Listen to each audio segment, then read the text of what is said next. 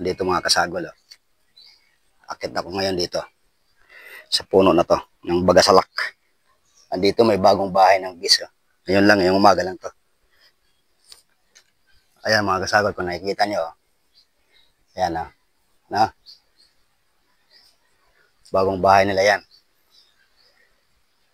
Andito ako mga kasagol. Oh. Lapit. Oh. Ayan ah. Ayan ah. Hindi sila nangangagat. Basta hindi mo lang silang galawin. Ito mga kasagol. Oh. Ayan, napakalapit na sa kanila. Oh. Ayan ah. Basta hindi mo lang sila galawin, hindi sila mangangagat. Ayan ah. Gumagawa sila ng bagong bahay mga kasagol. Oh. Ayan ah. Di ba? Oh. Alas magkarikit na yung mukha namin. Oh. Ayan ah. Oh. Di ba? Pogi mga kasagol, pogi. Ayan ah. Di ba? Tingnan nyo. Maliit pa lang kasi kaumpisa pa lang nila yung gumawa ng bahay. Dito.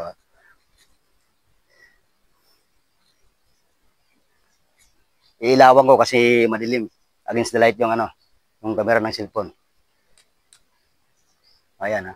Tingnan nyo, di ba? Ah. Ano? Bahay ng honeybees. Oh. Kaumpisa pa lang yan.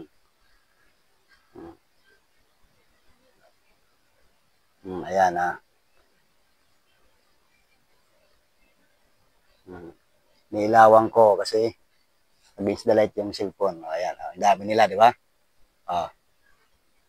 Ang dami nila mga kasagol. Oh. Bagong gawa lang yung bahay nila. Oh. Ayan. Oh. Ang dami. Di ba? Oh, ang dami nila, oh. Nagliliparan. Oh, andito ako malapit mga kasagol. Oh. Oh, ayan, oh. Oh. Malapit ako dito mga kasagol. Ayan. Oh. Basta hindi lang sila galawin, hindi sila makakagat. Oh. Ayan, oh. Oh. Ayan yung mukha ko, halos lumikit na. Oh. Ayan, oh. Diba? Ang dami, oh. Ang dami yung mga kasagol. Wow. Hayaan ko lang muna to. Para dumami. Okay. Ayos mga kasagol. Pag malaki na yung bahay nito, saka ko na yung harvest. Ayan, ha.